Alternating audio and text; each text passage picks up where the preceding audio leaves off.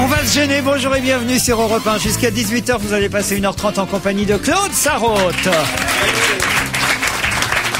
Caroline Diamant, Maman et Pierre Sled. Vous avez failli ne pas être à l'heure, Pierre Bénichou. C'est pas le jour pour vous faire remarquer. Hein, ça. Je ne sais pas si vous avez failli et de mise dans une équipe. Vous êtes rentré sur le générique. Le public est là pour témoigner. Est-ce que ça, c'est pas être en retard? Non, monsieur. Je suis entré quand je pensais qu'il était en plus. Et puis, je m'excuse. Il a pensé, moi je peux te le dire, quand il a pensé qu'il serait bien le dernier et qu'il aurait son applaudissement pour lui tout seul. Ouais. Hein, mon chéri? Moralité, c'était trop tard, il a rien eu. Voilà. Non, Pierre, c'est qu'il y a une grande réunion syndicale ce soir. Ah oui. Je réunis tous les chroniqueurs et il y a une charrette de prévu. Voilà. Et votre CPE, vos 2 ans d'essai, arrivent à terme. Ouais. Vous devrez... Il n'y a même pas besoin de motif, tu te rends compte? Je veux dire, j'aimerais pas qu'il s'enferre à ce point-là. Ce midi, lors de l'enregistrement de l'émission de télévision. Ce midi, dit en plus. Oui, monsieur, dame. Oui, ce midi. J'ai noté que vous chuchotiez à votre camarade Perry Cochin en plein enregistrement alors que Caroline Diamant était en train de poser une question à un invité. Je l'ai noté, ça va ressortir ce soir. D'accord. Là, maintenant, vous arrivez à 16h30 pour une émission qui, normalement, prévoit que vous soyez là à 16h20, 25 pour déjà saluer le public, discuter un peu avec l'assistante Maman. Je peux témoigner qu'il était là vers 16h20 parce que il a eu des problèmes à caser sa Velsatis. Oh là là, tire à loin, toi. Tu serais pas devenu lèche-cul très rapide, c'est la vérité, hein. C'est la solidarité africaine. Vous savez, c'est des grands enfants. Hein. La solidarité africaine. La vérité sort de leur bouche. Mais oui, solidarité africaine contre tous ces blondinés là. Mais écoute, le truc syndical de ce soir, si tu veux que je te foute une grève, tu n'as qu'à me le dire. Tu sais comment on m'appelle le Krasuki de l'Europe numéro 1. Il a fait un créneau au forceps. Ah oui, Vous l'avez vu garer sa Velsatis? Oui, garer, mais enfin, ça s'appelle plus garer à ce niveau-là. Non, mais j'arrive à l'heure. Alors, j'ai tendance à arriver en retard, mais c'est pas les jours où je suis juste à l'heure qu'il faut me dire que je suis en retard. Claude Sarraute était inquiète. Où est mon homme? Que fait-il? Non, Claude Sarraute, elle m'aime plus du tout. J'ai bien vu comment elle il voulait ses applaudissements pour lui tout seul. On a l'impression pour la journée de la femme, j'ai pas été correct. Ça, c'est Christine Bravo, elle dit toujours. Elle t'envoie une vanne. Je l'aime beaucoup, vraiment. Et j'admire beaucoup Christine. Mais elle a un truc extraordinaire. T'envoies une vanne et puis dit, je plaisante. Les auditeurs aussi plaisantent quand ils nous envoient leur mail. Ça promet. Mais en même temps, là, ils sont plutôt sympathiques. Dominique, par exemple, qui dit « Quel bonheur d'apprendre que Claude Sarraute et Pierre Bénichou seront réunis dans l'émission aujourd'hui. S'ils font partie des aînés de la bande, ils sont aussi les ténors de votre opéra comique et nous enchantent toujours par leur autodérision. Leur culture... Autodérision, c'est votre Velsatis. Leur culture... Toi, t'as la meilleure voiture du monde, toi. Oui. L'autosatisfaction.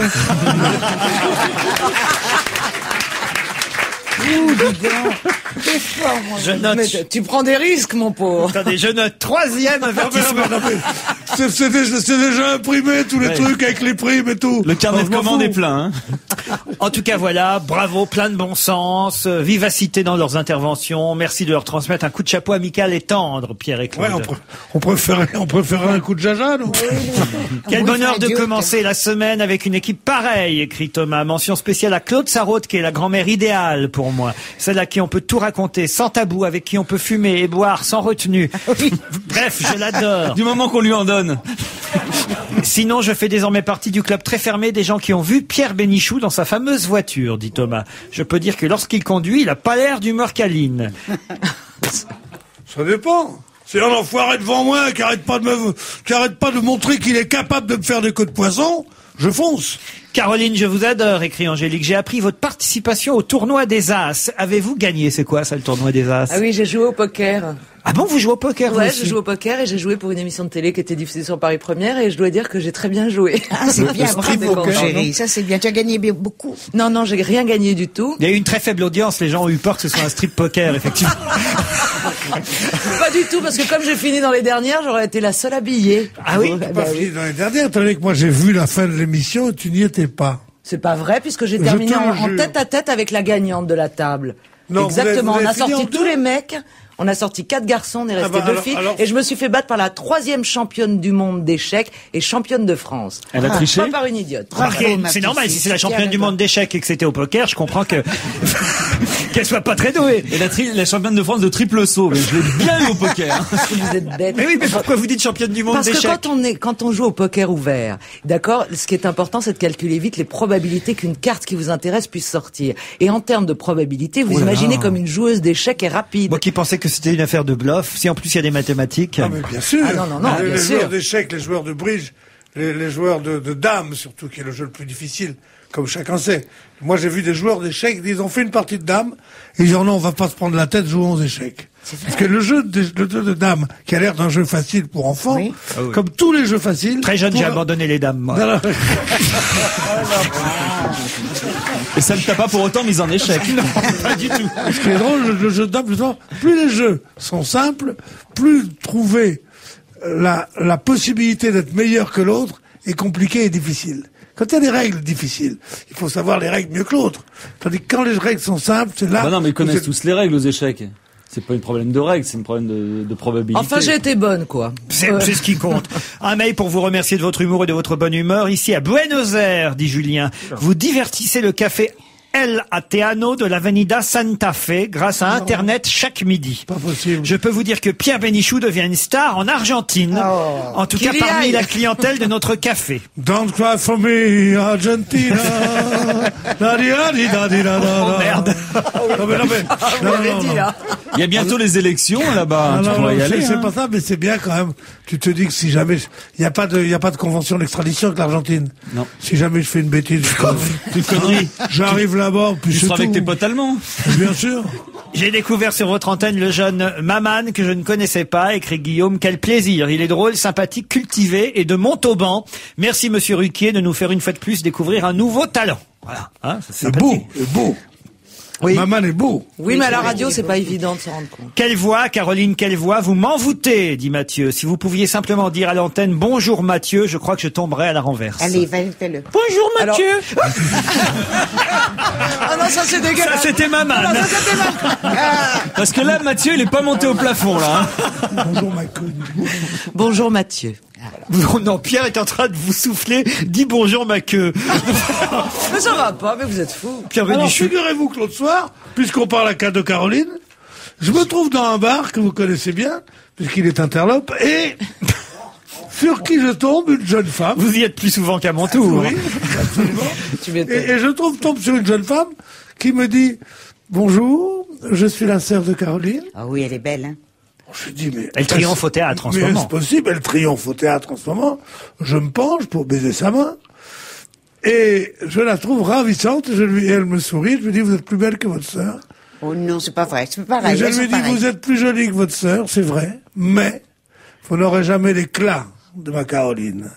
Et elle m'a dit, écoutez, de qui que ce soit d'autre, on m'aurait dit ça, si c'est de ma sœur, je suis d'accord. À 4 heures du matin, à la maison, elle voulait plus partir.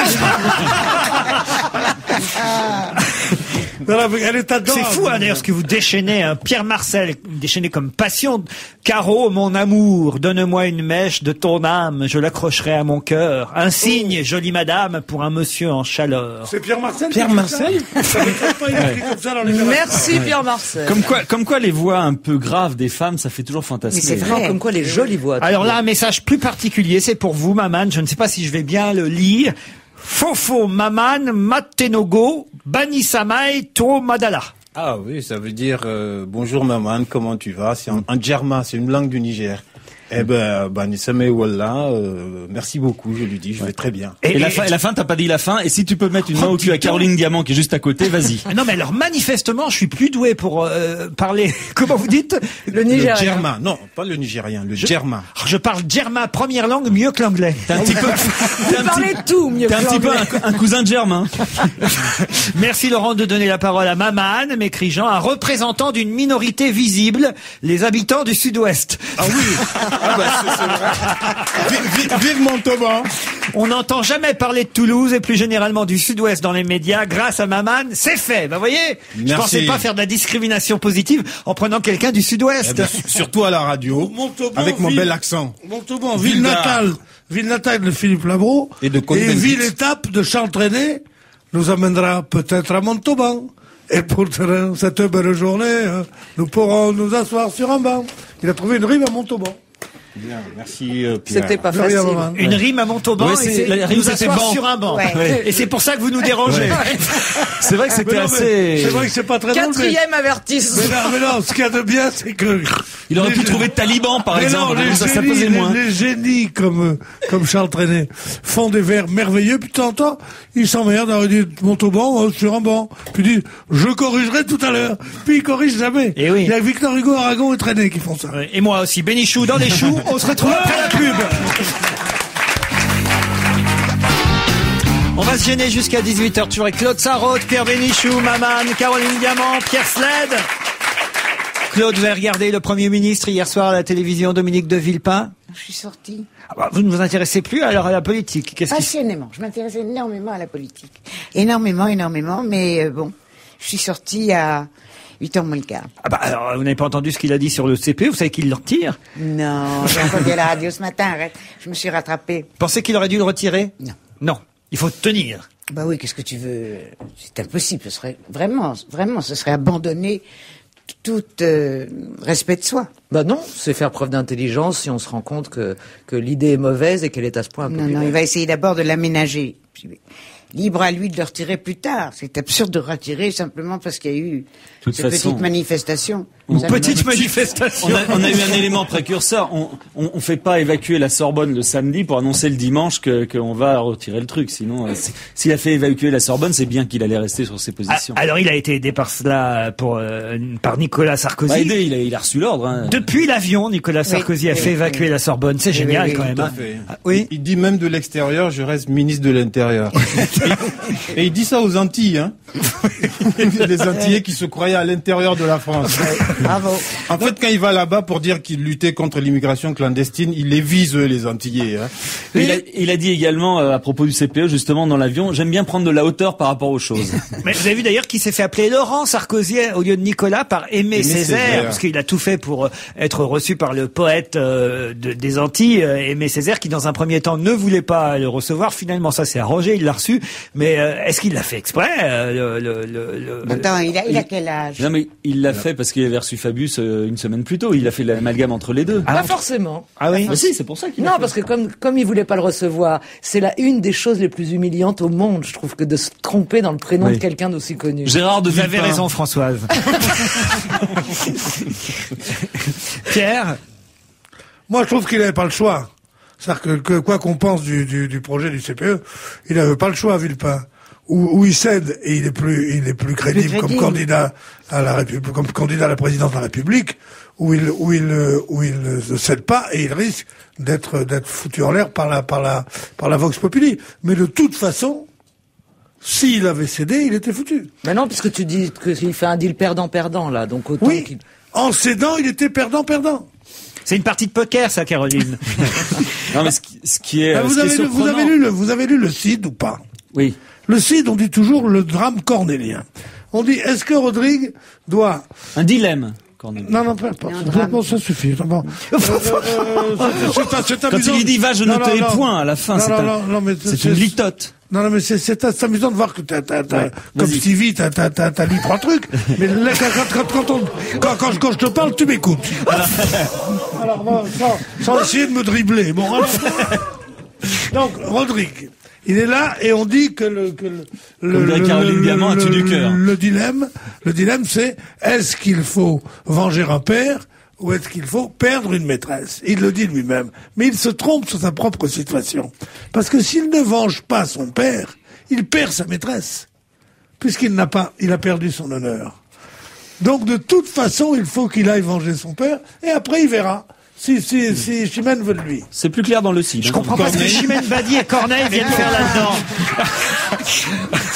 Si on repart sur la Starac, alors là, on est mal. Hein. Moi, je voudrais revenir sur le voyage de Nicolas Sarkozy aux Antilles, parce que tout le monde disait que ça se passerait mal, et tu vois, finalement, ça s'est quand même pas mal passé pour lui. Il a même dansé, zouké là-bas aux Antilles. Avec Christiane, la chanteuse de Zouk Machine, justement. Mais ce qui est assez étonnant, c'est qu'Aimé Césaire, justement, a reçu Laurent Fabius, donc quand même, parce que, voilà, une semaine plus tôt, et qu'il reçoit Nicolas Sarkozy, et qu'il va recevoir le prochain, donc finalement, il n'y a pas vraiment de Monsieur choix. Sarkozy a zouké en boxer short et en polo. Hein, on a vu les photos dans la presse ce week-end. Là, alors là, pour le coup, Villepin est battu. Hein, quand même, faut le faire. Et il a effectivement dansé avec Christiane Obidol, la chanteuse de Zouk Machine. Ça en réponse évidemment à une chanson martiniquaise anti-Sarkozy qui traînait là-bas aux Antilles depuis un moment. On a un extrait de la chanson qui était censé accueillir le ministre de l'Intérieur.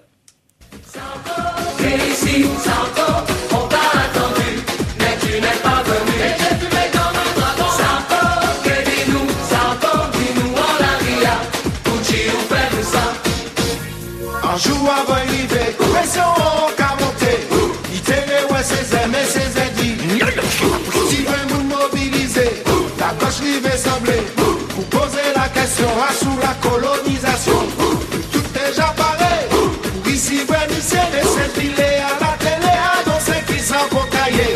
Santo, qui ici, Santo, on t'a attendu, mais tu n'es pas venu. Voilà, Sarko est venu et évidemment il a réussi à faire face à tout ce qu'on attendait qu'il se passe là-bas. Finalement, il s'est rien passé de très grave. Ce qui est sympa avec les chansons antillaises, c'est que même quand elles disent des vacheries sur quelqu'un, ça a l'air d'un truc gentil. Même le concerné, il tape dans les mains. C'est vrai. Il était hors de lui. Il était heureux comme il a jamais pas été depuis longtemps là-bas. Et sur la photo dont vous parliez de Sarkozy, il avait le boxer short, mais c'était le maillot de bain de Villepin. Hein. Oui, c'est vrai que lui... ah non, c'est le contraire. Un pantalon de Villepin peut... non. Oui. Un pantalon de Villepin... Non, c'est un pantalon de Sarkozy qui fait boxer short pour Villepin. Ça marche dans ce sens-là. Mais il a dit le maillot de bain. Le maillot de bain, c'est plus petit. Ah oui, le string. Alors le string, encore mieux. On ne se baigne qu'en boxer short. Comment ça, on ne se baigne qu'en boxer? Vous avez vu des gens se baigner avec les moules bites, là? Toi, je t'ai vu avec un petit slip. Pas du tout, pas des slips. Tu te baignes avec des petits shorts, quoi. Tu te baignes comme tu veux, hein. Il n'y a pas de loi. Non, on se baigne dans notre monde. Je te parle pas dans les... Je crois que tu es la cible aujourd'hui, Pierre. Je te parle pas dans les vestiaires de l'équipe du PSG. Mettez-les côte à côte ce soir. De volleyball de l'armée française. Je te parle en général. On ne se baigne qu'avec des petits shorts de bain. En tout cas, monsieur Sarkozy, on le voit aussi en photo, non seulement en short, mais dans l'avion qu'il ramène des Antilles jusqu'à Paris. Et c'est effectivement par téléphone qu'il a donné ordre au CRS de faire évacuer la Sorbonne. Vous y croyez, ça? Bah, c'est ce qu'on raconte. Moi, j'y crois pas une seconde. Parce que non, il y a le directeur de cabinet, il y a le préfet de police, il y a tout ça. Mais ce qui m'amuse, c'est que vous avez dit qu'il y avait 15500 CRS, je crois. Non, en ancien franc, il y en avait 15 000. 1200. 1200 CRS. Bon. Pour 60 étudiants. Pour 60 étudiants. C'est donc absolument énorme. Et c'était ce que le préfet Grimaud disait en mai 68. Il faut qu'il y ait plein. On dit Paris est une ville pleine de flics, trop de flics. Pour ça qu'ils tapent. Il dit au contraire, j'ai essayé d'en mettre le maximum. Parce que les flics ne battent, ne tapent et ne tuent que quand ils ont peur. Donc s'ils sont 100 contre 100, un ou deux qui avaient peur, hein, 100 contre 200 ou 300, il y a des risques. S'ils sont 100 contre 1000, les flics n'ont pas peur du tout. Ouais. Pierre, tu y étais? Non, j'ai vu les images à la télé. Ça veut dire en tout cas, si je fais le calcul, 10 CRS pour un étudiant.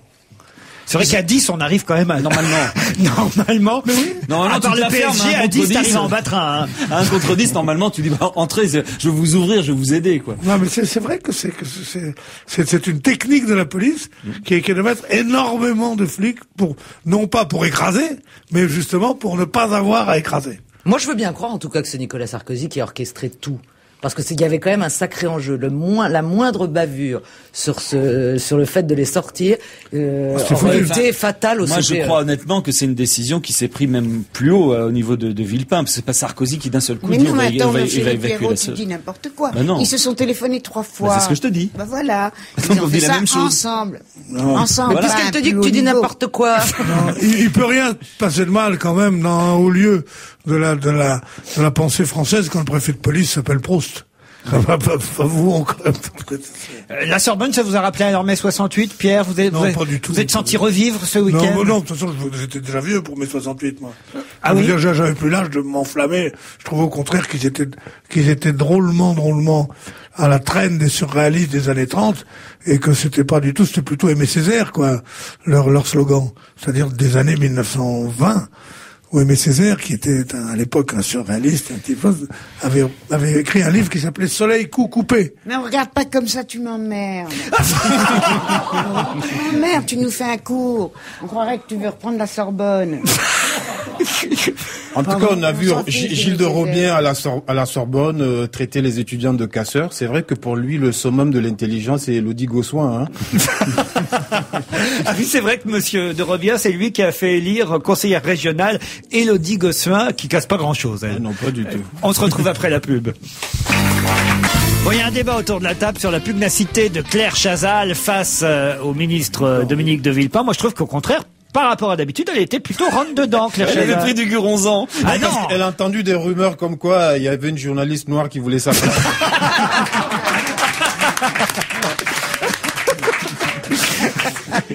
On sait jamais.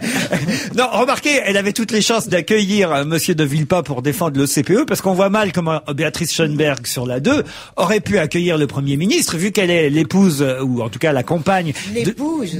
l'épouse de Jean-Louis Borloo, qui est le ministre des Affaires sociales, qui lui aussi défend le CPE. Donc je vois mal comment, effectivement... Là, quand même, c'est embarrassant, vous imaginez. Il pouvait pas aller sur France 2, le Premier ministre. Oui, c'est sur TF1, quand même, il va faire Claire Chazal, qui est l'épouse de Jaurès. De l'épouse de Jean Jaurès, quand même, qui est un mec de gauche. Toretton. Mais peut-être que c'est ça. Peut-être que Toretton, finalement, il a gauchisé un peu Claire Chazal. De Claire Chazal. Oui, parce que Claire Chazal, je l'ai trouvée très bonne, moi, hier soir. Ouais. Moi, je la trouvais toujours un peu gauche, mais là, maintenant, elle est de gauche. Et lui, Villepin, il était vraiment élégant. Juppé était droit dans ses bottes, lui, il était rigide dans son costume, quoi. Mais c'est vrai qu'il y a quand même un bel homme, toujours. Ah, ça, on peut tout dire. Moi, mais c'est un très bel homme. La chikungunya n'a pas tant frappé que ça, parce que on disait à un moment donné qu'il était malade de la chikungunya, il avait pas l'air hier. Et il a bien terminé. Il a eu du mal au début, mais il s'est bonifié sur la fin. Harcelé par des questions qui lui rentraient dedans. En revanche, il répète tout le temps les phrases. Vous avez remarqué ça? Ouais, un peu, ouais. Ah oui, il dit une phrase, il dit une phrase. Ouais. Oui, on va le faire, oui, on va le faire. Bah, ça lui permet peut-être de Ce n'est pas un projet penser à la personnel, suivante. ce n'est pas un projet personnel. C'est l'habitude On ne de... pense pas à moi, on ne pense pas à moi. Oui, c'est pour Je ça pense que- qu'il croit qu'elle est conne. C'est le fait pour moi. Il se dit que comme ça va me matraquer, me rentrer dans la tête. Ah non, Non, moi, c'est je crois l'habitude de parler avec Chirac. Faut répéter tout le temps. C'est vrai qu'il est sourd, le pauvre président, maintenant. Non, c'est Non. pas vrai, c'est une Non. connerie, ça. Non. Vous dites ça pour en changer, mais il est là. Non, mais lui, il a l'air d'un colonel de Spahi, maintenant. Villepin Il fait Villepin, oui, colonel de Spahi, tu sais, avec la cape, comme ça, le truc. Oui, ça, oui. oui. Je Il le est soupçonne de assez porter beau des mec, il est épaulettes, assez moi. beau mec. C'est vrai qu'il répète toujours. J'adore le type qui dit 2 fois les choses. Maman, tu ne peux pas le soupçonner de porter des Maman, épaulettes tu ne parce peux que pas nous le l'avons soupçonner. vu torse nu et nous avons vu qu'il était bien baraqué. Ah non, même il est dans immense. ses- Mais là, ses épaules, c'est trop. Hein. Vraiment, je le soupçonne de porter des épaulettes comme vous. Ah Laurent, non, d'ailleurs. il a Comme moi? Ben oui, épaulettes. Notre assistante. il a des costumes trop larges. Oui, je suis d'accord. Il faut qu'il change de tailleur, Bon, en tout cas, on verra cette semaine comment les jeunes qui jusque-là manifestaient ont entendu le Premier ministre, mais ça va être une semaine importante pour lui. Hein. Surtout qu'il a annoncé des mesures, 3 mesures. Moi, je me souviens, la 2e, il disait qu'il faut allouer un complément de rémunération à celui qui aura été renvoyé pendant sa période d'essai de 2 ans. Oui. Mais il assure ses arrières, Villepin. Hein. Oui, parce que lui aussi, il était en essai pendant 2 ans. Normalement, au bout de 2 ans, il ne sera plus à Matignon, voire avant. On est en retard, il est déjà presque 16h58. Le flash de 17h et on se retrouve tout de suite après. On va se gêner jusqu'à 18h avec Claude Sarraute, Caroline Diamant, Pierre Sled, Maman, Pierre Bénichou. Et parlons rugby, vous étiez au Stade de France. Oui, je me suis bien gelé. Il faisait 2 degrés, c'était hallucinant. En même temps, c'était un beau match. Ah, c'était formidable. Et les Français ont gagné contre les Anglais. Ah, ils leur ont même mis une bonne avoine depuis. Ça faisait longtemps qu'on les avait pas ridiculisés comme ça, quoi. Ça a bien démarré, 13-0 à un moment donné. Non, je crois que c'est un des essais. Il disait que c'était l'essai le plus rapide du tournoi des 5 nations. Ça, je sais pas. Enfin, des 6 nations maintenant, j'ai pas vérifié. Mais c'est vrai que 40 secondes le premier essai, c'est rare quand même. C'est pas 13-0, c'est 16-0 qu'on a mené. 16-0, oui, bien sûr. Et après, il y a eu 16-3. Oui. Puis c'était incroyable. Et ensuite, après, on leur a C'est-à-dire qu'il y a eu 13-0 avant 16-0. La bonne foi. C'est votre bonne foi, vous. Mais c'est la vérité, je vous jure. C'est vrai. Moi, j'ai coupé à un moment donné où c'était 13-0. 13-0. Il y a même eu 16-0. En fait, la raison, c'est 16-64, c'est pour ça. Il y a eu 10-0 même avant 13-0. Et puis 7-0 après le premier essai. Voilà. Puisqu'un essai, c'est d'abord, il y a eu 5-0 après l'essai. Moi, j'ai même vu le match, il y avait 0-0. Mais pas longtemps, 40 secondes. Déjà, c'est chiant quand on te donne le score final. Mais quand tu dis sec. Ben non, c'est ça qui est amusant parce que j'avais pas remarqué ça. Parce que c'est vrai que je m'intéresse un peu moins au rugby qu'au football. Et ce matin, dans le Parisien, ça, j'avais jamais vu ça. Il y a l'évolution du score. Et c'est comme ça que j'ai vu qu'effectivement, ça passe de 7-0 à 10-0, 13-0, 16-0, 16-3, 16-6, 21-6, 24-6, 31-6. Vous voyez? C'est la première fois que je vois comme dans un journal, on met comme ça l'évolution du score. Absolument. On fait ça au rugby, j'imagine, parce que c'est vrai que les points... Au foot aussi, on le fait, les minutes des débuts. Oh, mais c'est plus important, certainement, au rugby. Pourquoi? Parce que non, c'est pareil, parce qu'un but, quand vous marquez, quand tu regardes 3-2, par exemple, mais que le dernier but a été marqué dans les arrêts de jeu, ça n'a pas la même valeur. Alors, c'est sûrement important au football, mais pourquoi c'est encore plus important au rugby? C'est que le nombre de points marqués n'est pas le même en fonction. Un but, c'est toujours un point. Un but, c'est un point. Tandis qu'au rugby, un essai, c'est 7 points. Une transformation, c'est 3. 5 points plus 2. Voilà la petite différence quand même. Vous comprenez ce que je veux dire? Non, oui, en creusant bien, en réexpliquant 2 fois. Tu devrais faire comme Villepin, dire les choses 2 fois. C'est vrai, c'est pas tout à fait la même chose. C'est lui qui a raison. En tout cas, c'était pas la journée de la femme hier. Pourquoi? Bah écoutez, la F1, le rugby, la même après-midi. Moi, j'ai pas eu le droit d'approcher de la télé. Moi, j'ai passé une après-midi fantastique, justement, parce que j'étais dans une loge au Stade de France et j'ai regardé le Grand Prix de F1 avec Alain Prost, qui m'a donc détaillé tout comment ça se passait. C'est dur à suivre, c'est vrai. Et ensuite, j'ai regardé le match de rugby. Il y avait des internationaux, des anciens qui me racontaient et tout. C'était formidable. Bon. En tout cas, les Français faut dire que les Anglais avaient la gastro. Hein. Oui, 6. 6 d'entre eux se disant avaient la gastro, mais c'est vrai qu'ils étaient pas au point quand même. Évidemment, c'est gênant. En tout cas, à chaque fois, excuse-moi Maman, qu'on parle de Christophe Dominici, je ne peux pas m'empêcher de le voir en train de tenir son sexe à travers une serviette. Depuis que Christophe Alévèque nous a montré tellement longtemps cette image, voilà, quand j'entends Christophe Dominici, je le vois comme ça. Vous qui êtes du Sud-Ouest, alors le rugby, ça doit vous intéresser? Oui, de plus en plus. J'ai vu Montauban, on est en tête de la 2e division, on va monter très rapidement. Mais donc c'était pour les Anglais qui avaient la gastro-entérite, il paraît qu'ils avaient leur propre cuisinier. Oui. Et c'est une belle pub pour le steak anglais qui revient. Hein. C'est vrai que cela dit, moi j'aimerais bien voir les commentaires de la presse anglaise sur le match, parce que nous on a vu jouer avec la France, on a vu des Français absolument formidables, tout ça, avec l'équipe anglaise qui donnait mal la réplique, tandis que les Anglais qui ont dû regarder en priorité les Anglais, et les voir souffrir et les voir faire leurs fautes. Je me demande comment ils expliquent cette défaite. Ils disent on était nuls, on était malades, on avait une pression trop forte, on avait été mal nourris. Il dit c'est vrai qu'il y en avait qui a eu la gastro, mais c'est pas ça qui nous a fait perdre. Mais en tout cas, moi personnellement, je me suis jamais senti aussi humilié de ma vie. Ils ont dit qu'il faut chercher du côté des papas des joueurs français. Peut-être qu'il y en a un qui a manipulé les bouteilles des joueurs anglais. Claude, vous avez regardé le match? Non. Je savais même pas qu'il avait lu. Si. Elle était sortie 15 minutes avant. Vous n'avez rien fait ce week-end, vous, alors? Non, t'as raison. Mais qu'est-ce que vous avez fait, alors? J'ai lu. Vous n'avez pas regardé Dominique de Villepin, vous n'avez pas regardé le rugby? Je me suis cassé une côte. Vous êtes cassé une côte? Oui. Et on a gagné quand même? En mêlée, tu t'es fait ça? Elle a été plaquée au sol. J'étais obligée d'appeler SOS médecin tellement ça me faisait mal. Comment vous êtes cassé une côte? Alors, tu sais ce qu'ils m'ont fait? Le jeune homme de SOS médecin, il m'a fait une piqûre de morphine. J'étais ravie. Jamais on m'avait fait une piqûre de morphine. Et je me suis dit que j'allais planer toute la nuit. Rien du tout. Je ne me suis endormie qu'à 4 heures du matin et j'avais aussi mal avant qu'après la piqûre. Et vous vous réveillez vers quelle heure, là, normalement? À table. Non, mais en plus, se casser une côte en tournant une page, c'est vraiment que c'est rare. Hein. Ça, c'est vrai. Comment vous vous êtes cassé une côte? Tu veux que je te le dise pour de vrai? Ah bah oui.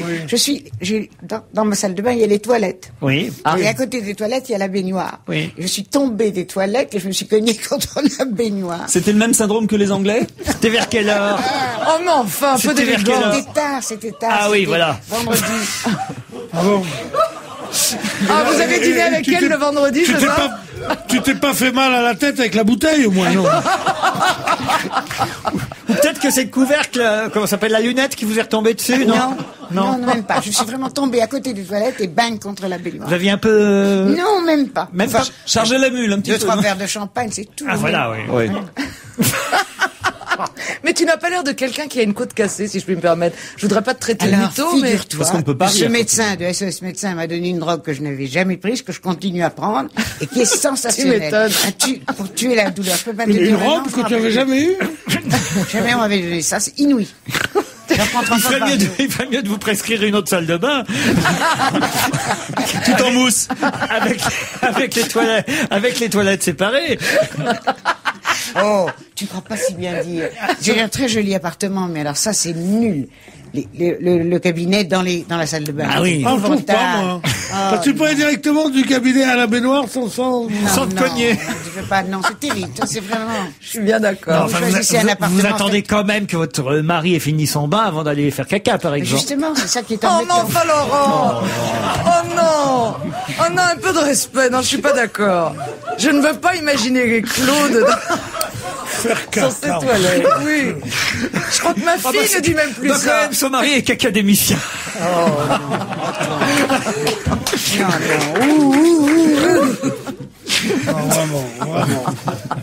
Non mais Claude, vous y allez pas ensemble quand même. Mais, Ah bon. on fait pas la chambre commune non plus. Oh, bah on n'a alors. jamais fait chambre commune, hein, tu vois, comme Vous avez qu'une salle de bain pour deux, malheureux que vous êtes? Oui. Non. Mais c'est pas grave, ça. Mais vous l'avez pas beaucoup, non? Moi, énormément. Pareil qu'à ce stade-là, il se nettoie jamais. Oh non, mais ça va pas, non. Fallait pas la raconter, ça, Claude. aussi en même temps. Mais c'est tu lui vois. qui a insisté pour savoir comment elle s'était cassée une côte. Tu manques d'imagination, tu es trop honnête. Fallait inventer quelque chose. Je suis tombée de mon lit en essayant Ouais, d'attraper. j'ai braqué une vieille qui s'est débattue, je sais pas. Non mais Claude, faites attention. Non mais vous m'inquiétez parce que les accidents domestiques, ça peut mal tourner cette Oui, oui, affaire-là. je sais. Mais non, mais quand tu arraches le sac d'un mec dans la rue, ne prends pas un mec de 17 ans Tu cours plus vite que toi, de toute façon. qui rentre du judo. Une sorte de cagoule comme ça. Tu Non. rigoles, mais ça m'est arrivé 3 fois qu'on m'a Quoi, de leur arracher ton sac? Oui. Ah, qu'on t'arrache ton sac Oui. à toi? Mais là, t'es pas responsable. Ben, non, mais c'est quand même dégoûtant, ils sont dégueulasses. Ils voient une pauvre vieille dame dans la rue, Ah bah, se ils vont, précipitent. ouais. Qu'est-ce que tu veux C'est pas vrai qu'il qu'on- ferait mieux d'attaquer les grands baraquets. Hein, Tu ce serait veux plus pas logique. qu'on prenne des champions de judo, non, aussi? Remarquez, vous avez bien fait de dire que vous avez les chiottes dans la salle de bain. Maintenant, ils prendront plus votre sac. Allez, on se retrouve après la pub. On va se gêner jusqu'à 18h avec Claude Sarraute, Maman, Pierre Sled, Caroline Diamant, Pierre Bénichou.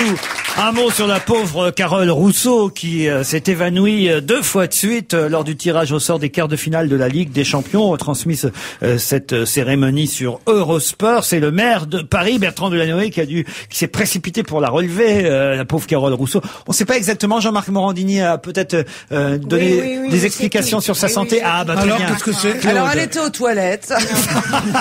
Elle a voulu Elle n'avait pas mangé enjamber. le matin, elle n'avait pas mangé le midi, elle était bousculée, elle manquait de sucre. Une hypoglycémie, Une donc. hypoglycémie, voilà. Elle faisait grève de quoi? Pourquoi? Elle faisait Non, elle ramadan. n'avait pas le temps parce qu'elle présentait cette émission. Moi, j'ai jamais fait d'hypoglycémie. Non, c'est quand même ça doit faire un choc. Il paraît que les images à la télé étaient drôles à voir, quoi. Enfin, drôles. C'est ça qui est atroce, c'est que vous devez vous sentir grotesque. Alors c'est pas de votre faute de tomber dans les Elle pommes. n'avait pas besoin de ça, en d'avoir plus. l'œil qui part.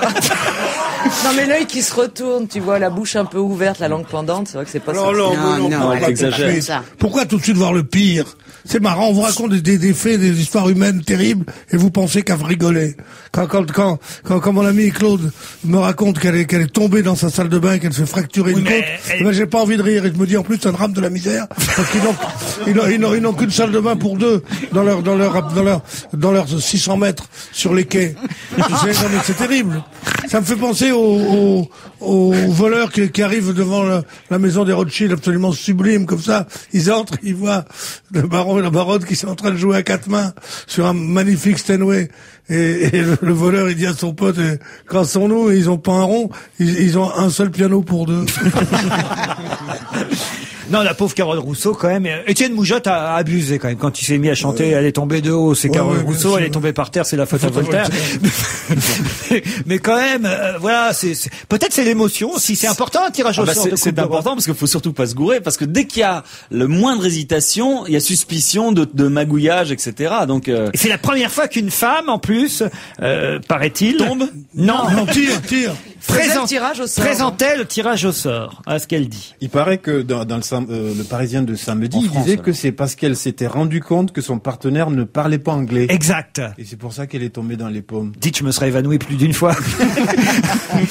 Mais vous avez raison de préciser ça. J'avais oublié, effectivement, j'avais pensé à vous. Je me suis dit, Laurent, lui, c'est quand il se rendrait compte que l'autre ne parle qu'anglais. Mais oui, elle ne parle pas suffisamment bien l'anglais et ça l'a certainement affolé. En même temps, pour dire en anglais quelles sont vos impressions. Non, c'est pas ça qui est dit dans l'article. Moi, j'avais pas compris ça. J'ai compris que elle parle l'anglais, mais que l'autre ne parlait ni français ni anglais, donc elle avait aucun moyen de communiquer avec lui. Mais il parlait quelle langue alors? Eh ben sa langue d'origine, dont j'ai oublié le nom. Il n'avait pas d'origine en plus. Attendez, je comprends pas. Il était encore d'une autre origine. Mais c'était qui? Ah oui, c'est un je sais pas. Ils sont quoi vos joueurs de foot? Ils sont tout. Hein. Là, voilà. Ça, vous avez raison. Je me demande bien à quelqu'un qui ne parle pas français. Il y a des Anglais, il y a des Portugais, il y a des Espagnols, il y a des Italiens. Et Francesco Gento, vainqueur de la première édition de l'épreuve, ne parlait pas l'anglais. Alors ça, c'est un vieux joueur. C'était un des plus grands. Il jouait avec Di Stefano et Copa au Grand Real Madrid. Mais c'est quoi son pays? Rento, c'était peut-être le meilleur. Espagnol. Si elle parle pas l'espagnol. Rento et Puskás. C'était Rento, Puskás, Di Stefano et Copa. Donc elle s'est rendue compte que elle ne parlait pas espagnol et que lui ne parlait pas l'anglais. C'est ça, alors. Pour être très clair. Ah bah, alors là, oui, je comprends qu'elle si on tombe dans les pommes chaque fois qu'il y a un mec qui parle une langue étrangère, putain, faut pas aller à la tour de Babel, hein, je veux dire un truc. Dites donc, il y a longtemps que Nelson Montfort se serait fait harakiri. Bon, on lui souhaite évidemment dans ces cas-là un prompt rétablissement. Merci, Carolo, pas trop vite non plus. Alors, le championnat du monde, de France, de tricot. Ça, alors, je sais pas si vous avez suivi cette affaire-là. Dans Libération, on nous donne par le détail comment s'est déroulée cette première édition. C'était ce week-end des championnats de France de tricot. Ça se passait à Lille, je crois. Et la première, au Parc Floral, pas à Lille du tout. Je sais pas pourquoi je dis Lille. Vous voyez ça dans le Nord, mais non, Parc Floral à Paris. Au Parc Floral de Vincennes. Ouais. Et c'est Madame Fatima Rioui, qui est une jeune mère de famille de Paris 13e, qui s'est emparée du titre de meilleure tricoteuse 2006. Et c'est elle qui représentera la France lors du championnat d'Europe à Londres en octobre prochain. Le tirage au sort aura lieu la semaine prochaine. Et là, on pourra appeler Carole Rousseau. Je savais pas que ça existait, les championnats de tricot. C'est quoi? C'est celle qui tricote le plus vite, donc qui sort le plus long truc? Non, les points t'as des points qui sont imposés. Ben oui, mais oui, t'as l'interjeté, t'as une maille en avant, une maille en arrière, une maille en avant. T'as tout ça, tout. Non, mais c'est revenu. Quand les femmes. À la mode maintenant, les gens. Bien sûr. C'est déjà repassé de mode. En tout cas, il y avait 232 candidates qui se sont succédées sur un ring. Ça, alors, je trouve ça curieux sur un ring. Oui, parce qu'il faut voir mais c'est l'expression de prendre 2 points dans la gueule. C'est honteux quand même, parce qu'on pourrait faire tricoter les hommes aussi. Pourquoi il n'y a pas la parité pour le tricot? Il y avait des hommes, vous croyez pas si bien à dire, je peux vous dire combien il y en avait, même 4 candidats. Voilà, ils étaient 4 hommes. Bon, ils ont été éliminés assez vite. Et la championne a battu un record 24 ans, 18 mailles. Pas 24 ans, 24 rangs, 18 mailles. Voilà. 18 mailles différentes. Hein, oui. Voilà, c'est une reconnaissance pour cette activité qui a longtemps été méprisée, a dit une tricoteuse. Eh ben, si c'est comme ça qu'on veut faire la concurrence au textile chinois, c'est mal barré. Tricoteuse, pour vous, c'est quelque chose de très calme, de très doux, non? Une femme qui fait du tricot. Oui. Alors, vous savez que les révolutionnaires, pendant la révolution de 1948, les plus durs, celles qui avaient des mitrailleuses en main, on les appelait les tricoteuses. Même avant, chérie. Pendant la Révolution française, en 89, elles étaient déjà là. Les tricoteuses. Et puisqu'on parlait de football tout à l'heure, qu'est-ce que c'est qu'un tricoteur au football? Quelqu'un qui tricote, c'est quelqu'un qui n'arrête pas de dribbler, ça sert à rien. Alors, je vous explique comment ça se passait, ce championnat, ça vous intéresse, quand même. Oui. À chaque manche, alors manche, c'est pas les manches du tricot, hein, c'est à chaque manche, à chaque set, si vous préférez. À chaque partie, 5 tricoteuses armées d'un jeu d'aiguille numéro 8 œuvraient pendant 10 minutes à partir de 20 mailles déjà réalisées. À chaque nouvelle partie, les concurrentes poursuivait le travail des précédentes avec une nouvelle couleur de fil et ainsi on chronométrait Une sorte de relais du voilà, tricot. c'est ça, c'est une sorte de marathon du tricot. Hein. Non, ça doit être chouette à aller Mais voir. non, mais c'est absurde. Parce que ce qui a tué le tricot, 80 000 spectateurs. il paraît. ce qui a tué le tricot, c'est la machine à 89 tricoter. spectateurs. Il y a une machine à tricoter, est arrivée il y a quoi? Moi, je tricotais énormément quand j'étais jeune. Moi aussi, mais- On nous a collé la machine à tricoter il y a 50 ans à peu près. Et alors, on a tout arrêté. Mais non, il y avait personne. Il y a peu de familles où il y avait une machine à tricoter. Non, chérie, mais ça n'a plus aucun intérêt. Parce que nous, on tricotait comme on pouvait. Et maintenant, on te colle des machines, c'est impeccable. Il y a toujours eu des machines à tricoter dans les entreprises. Puisqu'il était toujours Ah, les deux possible, qui s'engueulent il était toujours sur le possible tricot. d'acheter un Ça chandail. s'appelle un radio-crochet. D'acheter un chandail tout fait. Et ils ont essayé de faire des machines à tricoter personnelles. Or, ça n'a pas marché du tout. Dites, il y avait même un speaker, un commentateur. Pierre Sled, là, vous y avez du boulot. Oh, ouais, j'aurais pu prendre une petite animation. Jean-Charles, il paraît qu'il était épatant, le speaker. Il a animé ce championnat pendant 3 jours avec un grand professionnalisme, nous dit Libération. Il avait un micro sans fil. Non, mais il commentait en disant, mesdames, n'allez pas trop vite. Une fois que les aiguilles sont bien en main, vous accélérez progressivement. Souvenez-vous que c'est maille après maille qu'on construit sa victoire, disait Oui. Jean-Charles. Il n'est pas con, Jean-Charles. Alors, elle a gagné quoi? Comment ça, elle a Bah, la gagné quoi? gagnante. Un pull. Non, je veux dire, il n'y a pas Un un abonnement prix. à Mode des Travaux, 3 plates chez Fildar Oh, la tristesse. et une entrée de cinéma pour aller voir la marche des pingouins. Ah, bravo. Qu'est-ce que vous voulez que je vous dise? Non, c'est pas d'un passionnant non plus, mais le fait que cette dame participe au championnat d'Europe, c'est bien, on ira l'encourager. Je sais pas s'il y a un match aller, un match retour, mais ça... on aura le choix au mois de juin. C'est soit la Coupe du Monde de football, soit... Ah, je suis limite d'y aller si vous présentez ça comme ça. mais Moi, personnellement, je préfère la coupe du Monde de tricot. il paraît que pour C'est la mieux. Coupe du Monde de tricot, qui aura lieu, je crois, en Suisse, on a ouvert un bordel où il y aura que des mecs. Pour les femmes qui viennent. Absolument. Ah oui, parce que vous avez entendu dire ça. Qui viendront sur place. Non, Mais c'est honteux. Mais attendez, expliquez à maman. Moi, je comprends rien de ce que vous Il y a- dites. il y a- maman ils vont Explique faire à maman. venir, ils vont faire venir en Allemagne parce qu'il va y avoir affluence de spectateurs de tous les pays pour voir les matchs. Ils vont faire venir pour répondre à la demande, je ne sais plus combien, 4000. Ah non, mais il y a même un lieu Un ouvert lieu sur Oui. plusieurs étages où Ouais. on pourra recevoir 600 Ah, au match de foot. 600 oui, par des les péripatéticiennes. Oui. Elle vient Alors, de oui. 5 heures. Voilà. Vous vous rendez compte un honteux. peu? C'est honteux qu'on laisse faire ça. Ah bah oui, Que mais- les féministes allemandes. Ça existe une féministe Oh là là, allemande oui. Oh là là, oui. Mais c'est de là que Ça c'est existe parti, et comment? Bah, ça existe pas si bien que ça, parce que pour laisser faire une chose pareille, c'est quand même assez incroyable. C'est pas sous prétexte qu'il y a le mondial qui s'organise dans une ville qu'il faut ouvrir un bordel Oui, sur mais 3 je- étages. vous- vous savez bien qu'il y a tu as plein de raison. bordel, Ça hein. n'empêche pas Non, que les, parce les, que les, les- qu'il y ait les des féministes péripéties. allemandes ont joué un énorme rôle à Berlin pendant des années, pendant qu'ici, nous, on était beaucoup plus molles. Parce que qu'il y ait des péripatéticiennes qui se disent, tiens, il va y avoir un rassemblement de mecs plutôt cons, allons-y, on va se faire du blé, et qu'elles fassent ça officieusement, je peux comprendre. Mais qu'officiellement, une fédération de foot fasse un truc aussi Mais ce que tu scandaleux. devrais savoir, c'est que les bordels sont permis en Allemagne. Voilà. Et oui. Et les parcs Et qu'on d'amour, les hésite centres pour d'amour. l'instant entre Barthez et Les zéros Coupé. synthères allemands. Non, la grosse différence, c'est que t'as la bière qui est fournie en plus, c'est tout. On hésite entre Barthez et Coupé en plus comme gardien de Bien pute. sûr. Hein Allez, on se retrouve après la pub. Fallait faire attention là.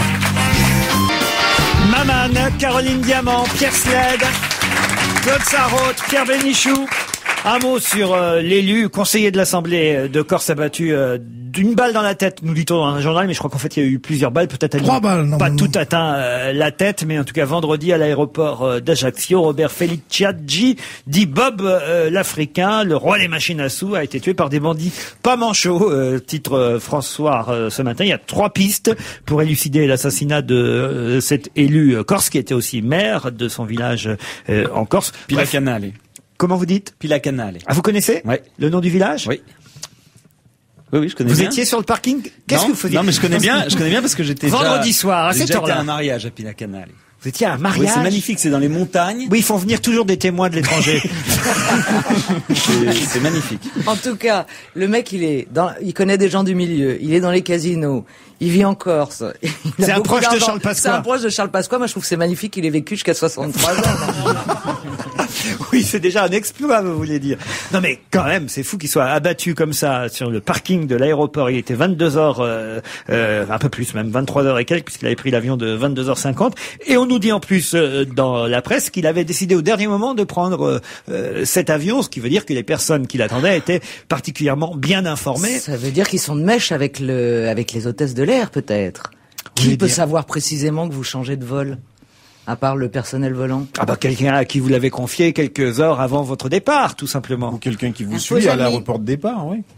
Ah oui, bien sûr, quelqu'un qui le suit. En tout cas, moi j'aime bien le travail propre, vous voyez, parce que ça me fait moins peur. Parce que je me dis tout de suite, si j'avais été sur le parking, vous avez peur de faire partie d'une rixe. Là, au moins, le mec, il vise bien. La tête, le dos, hop. Il a attendu que le coffre soit ouvert, le corps est tombé dans le coffre. Parce que c'est du travail propre.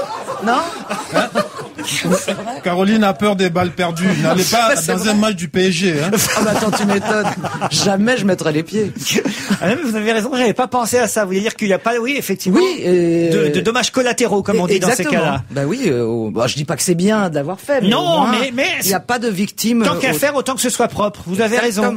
Oui. En plus, non, mais en plus, pas de témoins, personne. Non, voilà. Mieux même, ce serait propre. Ça veut dire qu'on retrouverait personne même. Hein oh bah à mon avis, ils sont pas près de la retrouver. Je crois que vu son silence, Pierre Bénichou doit avoir une résidence en Corse.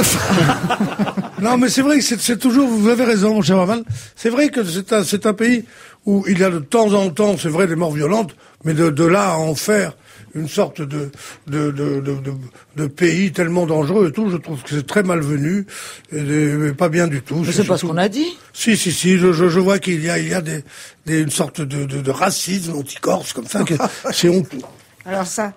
Non, mais enfin, écoutez, Pierre, c'est pas non plus tous les jours que quelqu'un est abattu à la descente de son avion à l'aéroport.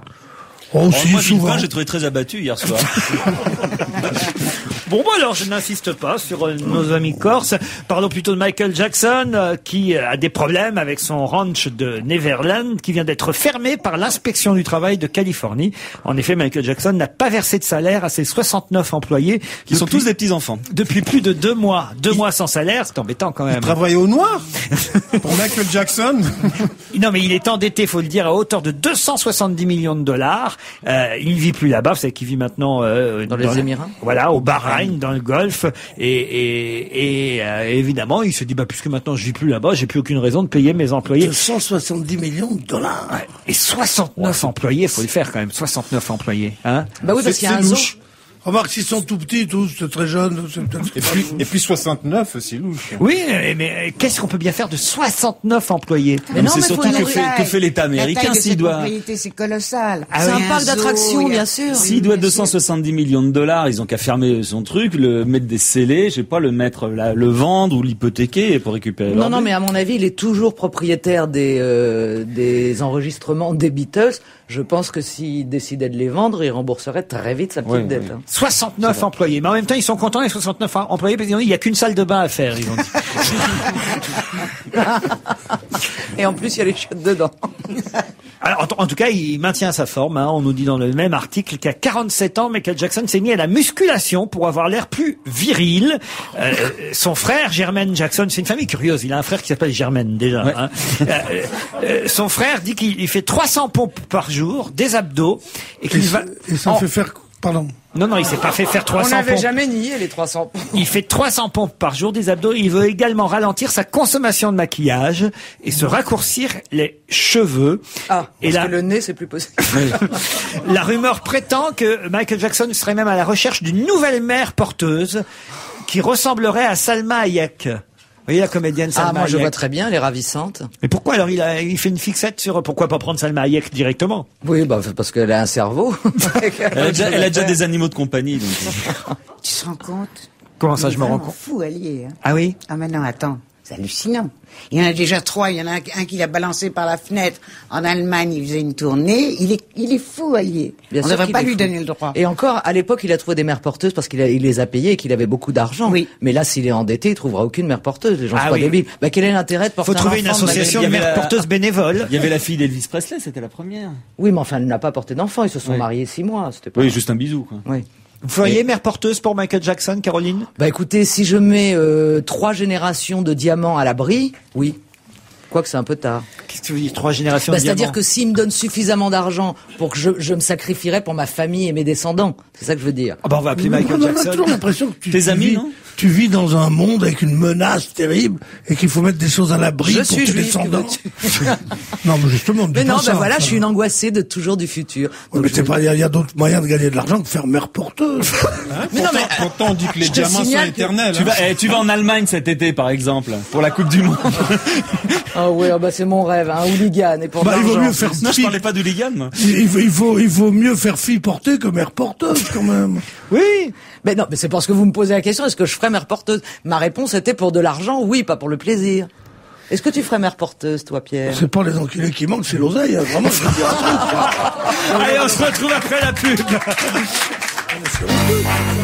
On va se gêner, toujours avec Caroline Diamant, Claude Sarraute, Pierre Sled, Pierre Bénichou, Maman et Serge Liado. Bonjour Serge. Bonjour mes chers collègues. Pour les Bonjour, chansons Serge. qui se ressemblent. Bonjour. Et aujourd'hui, c'est Sylvie Vartan qui est la cible de votre chronique, cher Serge, Oui, avec la chanson Si je chante. voilà, enfin c'est pas vraiment elle puisque c'est une adaptation d'un succès américain, cette chanson-là. Comme on faisait beaucoup dans les années 60, faut dire. C'est ça, il avait été interprété par Brenda Lee en 63. Ça s'appelait, oh là, ça va pas être facile à dire, My Whole World is Falling Down. Et cette chanson-là, eh bien, elle est signée par 2 auteurs et compositeurs qui ont été un peu distraits. Ils ont juste oublié de signaler que la mélodie était directement empruntée à une comptine enfantine. Et on la connaît tous, c'était Mary Had a Little Lamb. Ça faisait Mary Had a Little Lamb, Little Lamb. Voilà, un truc qu'on entend encore. Ah oui, c'est vrai. Ah mais oui, c'est vrai, la chanson c'est Si je chante ta ta ta, Voilà. c'est ta ta ta na na, C'est ça. si je chante. Ah ben on n'a plus besoin d'écouter les extraits. Merci, Serge. Bonne semaine. Vous ce soir avec des copains. Bah écoutez, on va quand même vérifier, vérifions. Si je chante, c'est pour toi, c'est pour toi, oui pour toi. Je chante, ne pleure pas, et va sécher tes larmes. Mary had a little lamb, little lamb, little lamb. Mary had a little lamb, its fleece was white as snow.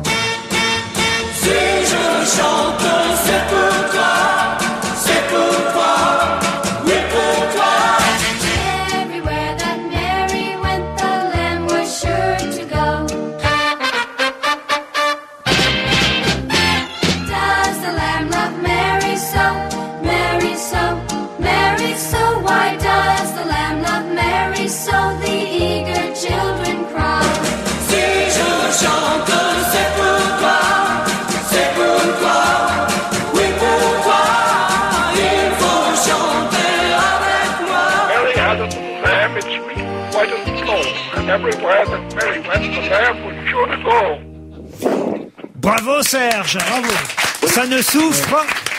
Alors, la voix que vous entendez tout à fait à la fin, Oui. c'est la voix de Thomas Edison, l'inventeur du phonographe. Non. Parce que c'est le premier essai qui a été fait, le premier enregistrement audio jamais réalisé, en 1877, et il récitait précisément ce poème, Mary Had a Little Lamb. Oh très bien. Ah bah donc c'était peut-être déjà dans le domaine public, donc c'était utilisable. Oui, bien sûr, mais sauf que chez nous, quand c'est dans le domaine public, on le précise, traditionnel ou etc. Bon, en tout cas, écoutez, c'était aujourd'hui 2 chansons qui se ressemblent, incontestables, mon cher Une victoire trop facile, Serge. Ah non, non, ça je dis bravo Serge. Ah, il sait qu'on dîne ce soir, hein, à mon avis. Ah oui, Serge, là vraiment, là ce soir, là peut-être vous aurez un 2 bonus. fois de la choucroute. Un bonus, Serge Liado. Non, bravo, vraiment. Il aura du bœuf Mieux anglais. même, peut-être vous avez le droit à faire une chanson flash. Ben alors, d'accord. Je vais parler un petit peu des manifestations estudiantines en ce moment parce que ça rappelle certains, ça rappelle quelques souvenirs, un peu une petite nostalgie de mai 68. Évidemment, la Sorbonne occupée. On avait lu d'ailleurs dans les journaux beaucoup de titres qui parlaient de mai 68. On n'en est peut-être pas là quand même, mais voilà, une petite nostalgie chez certains. Vérifions, écoutons. Les étudiants se laissent pas faire, et d'ailleurs en ce moment, ils font la fierté de leur grand-père, ça leur rappelle le bon temps. Et on s'en fout d'occuper la Sorbonne, et on s'en fout Cohn-Bendit avec nous. Il y aura 3 manifs cette semaine, alors qu'ils gèlent pourtant. Jadis, autant qu'ils m'en souviennent, on attendait le printemps. Chérie, je file, occuper la Sorbonne, mais sois tranquille, je prends mon thermolactyle. Ouais. Et oui, on a dit Il est imparable aujourd'hui. Hein. Ah oui, non, vraiment. Il y a Nicolas Sarkozy qui vous demande, Serge Liado. On se retrouve demain à la même heure. Bravo. Oui, à demain. Salut. Oh, il y en a un qui a dû se faire remonter les bretelles aussi, c'est le joueur de Saint-Étienne. Je sais pas si vous avez vu ce match qui s'appelle Diawara et qui a mis 5 minutes pour retrouver son maillot. Je vous explique. Je sais pas si vous avez vu le match, mais moi je l'ai regardé ce match. Marseille-Saint-Étienne. Marseille-Saint-Étienne en était, et là l'évolution du score va voir son importance. On était à 0-0 quand à un moment donné, un joueur qui s'appelle Sivelli, je crois, Renato Sivelli, fait une faute sur un joueur stéphanois. Au point même que le joueur stéphanois blessé au genou se voit contraint de quitter le terrain sur une civière. L'entraîneur, le coach de Saint-Étienne n'a plus qu'une chose à faire, c'est évidemment faire rentrer un remplaçant qui s'appelle Diawara. Sauf que le pauvre garçon a oublié son maillot, le maillot de joueur, et il le retrouve pas pour rentrer sur le terrain. Alors qu'est-ce qu'il fait? Le match en est à 0-0. Il va le chercher au vestiaire, il faut qu'il aille retrouver son mari. Pendant ce temps-là, évidemment, le jeu continue, l'arbitre va pas interrompre le match parce qu'il y a un type, le remplaçant, qui a oublié son maillot. Premier but de Pagis, 1-0 contre Saint-Étienne, et à ce moment-là, évidemment, les Stéphanois ne sont que 10 au lieu d'être 11, et puis le ballon revient au centre, et sur l'engagement quasiment, paf, deuxième but de Marseille, 2-0, et l'autre ressort du vestiaire. Quand il est sorti, c'était 0-0, il est revenu 2-0. Il s'est rien passé en mon absence. Hein. C'est une horreur pour un joueur. Il a dû se faire engueuler par l'entraîneur, ça doit être terrible. Moi, ça m'est déjà arrivé. Ah bah ça m'étonne pas. Non, mais sur le banc, c'est vrai que j'étais sur le banc. C'était je crois en 16e ou en 32e de finale de la Coupe de France, et on me fait rentrer et j'avais oublié juste un truc, c'est que j'avais pas mis mon maillot. Donc alors là, ça fait perdre. À l'époque, ils ont continué à jouer. Heureusement, ça a pas eu cette conséquence. Il a dû se demander mais combien de temps je suis resté. Diawara, qui a oublié son maillot au vestiaire, a mis plus de 5 minutes pour remplacer son collègue blessé, et l'OM a fait basculer le match au cours de cette courte période de supériorité numérique. Non, on joue pas à ce jeu. Avec le PSG, ça va, il y en a deux qui peuvent sortir, et puis bon, tu reviens, c'est toujours 0-0. Les 11 peuvent sortir. Mais avec Marseille, tu fais pas ça, hein, voilà. Eh ben, ils ont dû être verts, les Stéphanois. Hein.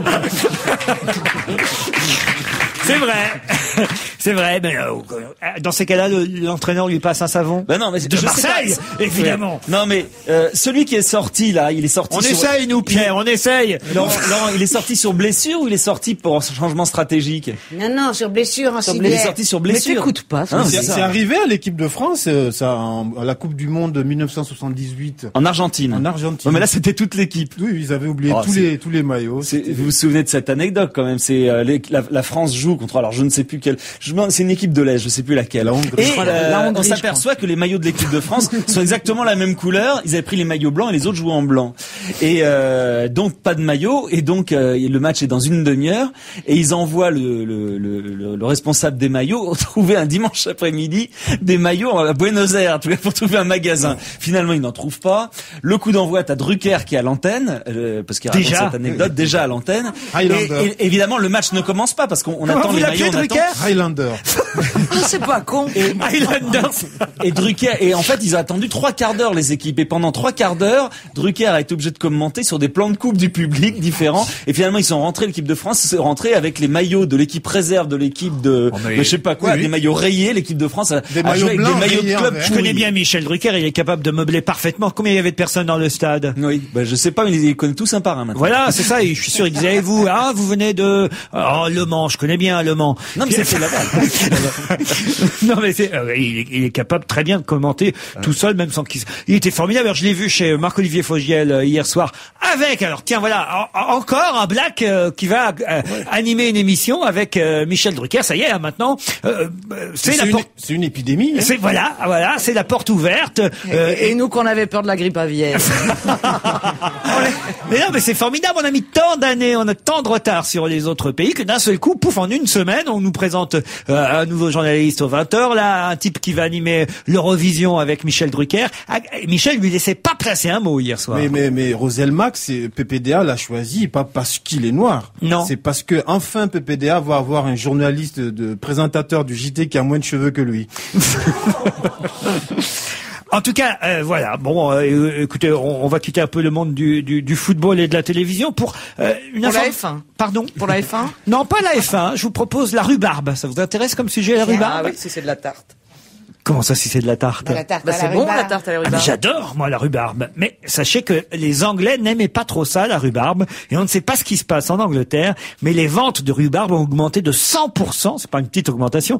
Dans les supermarchés. Je vous parle pas du prix, je vous parle de la consommation. Hein. Mais il paraît que ça leur file des gastro.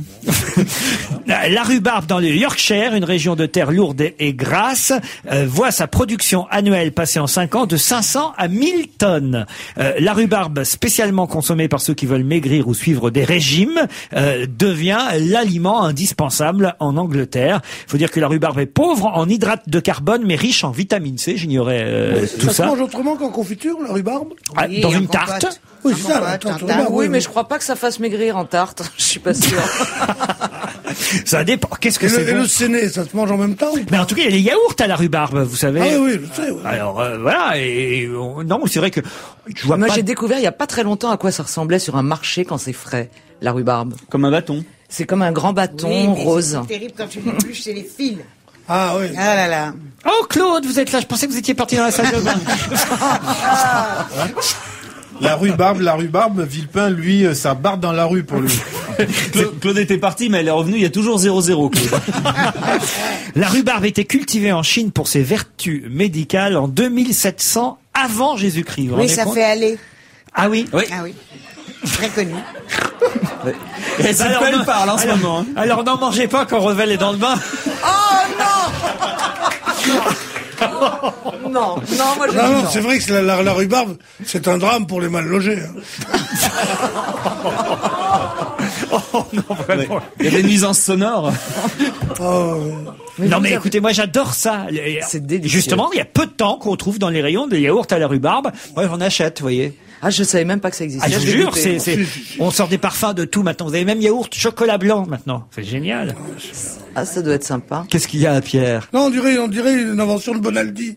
Le yaourt avec du chocolat blanc qui repasse les chemises et qui fait des trucs. Qu'est-ce qu'ils vont pas chercher pour le yaourt avec le chocolat blanc? D'abord, le yaourt, c'est très mauvais. Thomas Hugues ne mange que ça maintenant. Du chocolat blanc. Oui. Allez, on se retrouve après la pub. Dans le cadre de l'investiture de Madame Michelle Bachelet, la nouvelle présidente du Chili, la secrétaire d'État américaine, Condoleezza Rice, qui était présente, s'est vue remettre parce que elle a rencontré le président bolivien Evo Morales pour la première fois. Elle s'est vue remettre un cadeau quelque peu inhabituel. Je ne sais pas si vous avez lu ça. Mais Monsieur Morales a offert à l'américaine Condoleezza Rice une guitare. Et ce qui est rigolo, c'est qu'une guitare qui s'appelle le charango, une petite guitare traditionnelle à 5 cordes. Évidemment, elle a pris la guitare, elle était toute contente, une belle guitare de couleur verte. Elle en a même joué pour montrer qu'elle était heureuse. Elle est musicienne, hein. Elle est musicienne. Virtuose de piano. Ah oui, c'est vrai qu'elle Elle en chante. fait plusieurs heures par jour. Ouais, c'est vachement utile pour la guitare. Oui, c'est vrai que c'est pas parce qu'on joue du piano qu'on joue bien de la guitare. Non, mais bien entendu, mais elle est musicienne. Elle adore la musique, ça pouvait l'intéresser. En tout cas, voilà, elle a commencé à jouer de la guitare. Et puis alors, d'un seul coup, elle s'est dit, tiens, mais en fait, pourquoi elle est de couleur verte, cette guitare? Et c'est là que les services de C'était sécurité... le maillot de Diawara. Non.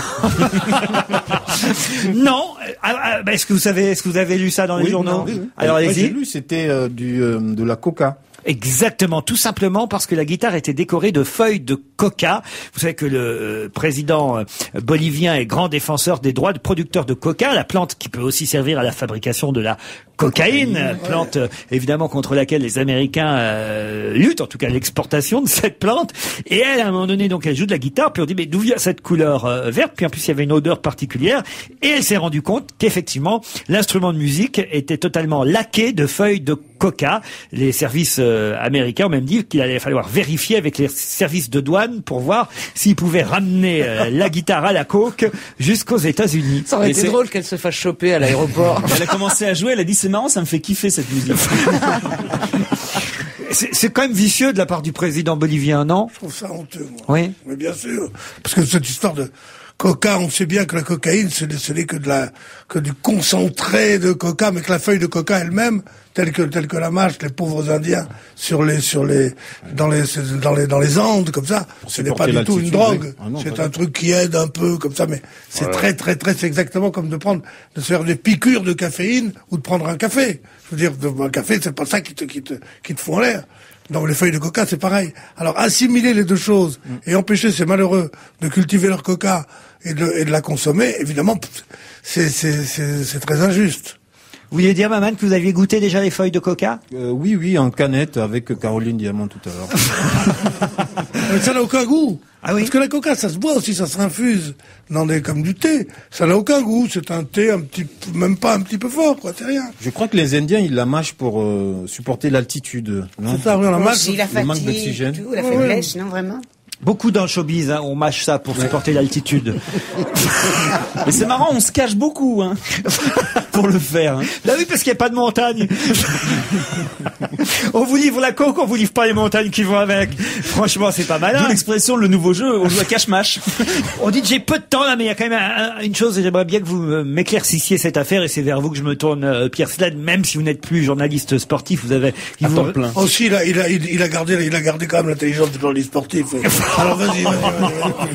Il vous reste des bases, Pierre. Expliquez-moi pourquoi un entraîneur que tout le monde s'arrachait, comme Paul Le Guen, accepte de partir en Écosse entraîner les Glasgow Rangers. Flous. Bon, il se trouve que je le connais quand même un petit peu puisqu'on a commenté une Coupe du Monde et un championnat d'Europe ensemble, donc je le connais assez bien. Bon, d'abord, c'est un très bon entraîneur, il l'a prouvé en allant à Lyon, et que après Lyon et après avoir gagné les titres qu'il a gagnés à Lyon, le championnat de France, etc., il fallait qu'il franchisse. Quand vous avez gagné un truc, il faut trouver mieux. Et en France, il n'y avait pas mieux, donc il s'est tourné vers l'étranger. Il a fallu aller au Real. On lui a fait d'autres propositions qui, à mon avis, devaient pas, parce qu'il faut pas croire que c'est parce que c'est un club étranger que c'est forcément mieux que Lyon. Et là, il s'est trouvé à la tête d'un challenge parce que le Glasgow Rangers, c'est un club d'abord qui est très très riche et ensuite qui a déjà eu des résultats, mais qui n'a jamais appartenu quand même au Gotha du football. Ouais, en Écosse, c'est s'enterrer quand même. Oui, non, pas Glasgow. C'est un beau pari. Et puis je pense effectivement que c'est un nouveau tremplin étranger pour lui. Je pense que c'était une case nécessaire avant d'aller entraîner un grand club comme le Real ou le Barça. Non, parce que moi qui n'y connais rien en foot, je connais quand même le Real Madrid. Ouais. J'avais jamais entendu parler des Glasgow Rangers. Le Celtic de Glasgow, les Glasgow Rangers sont les deux clubs, l'un est catholique, l'autre protestant. Alors en tout cas, il paraît que sa femme n'était pas tout à fait d'accord, Paul Le Guen. Hein. Il lui a dit ne me quitte pas. Allez, on se retrouve demain à 16h30.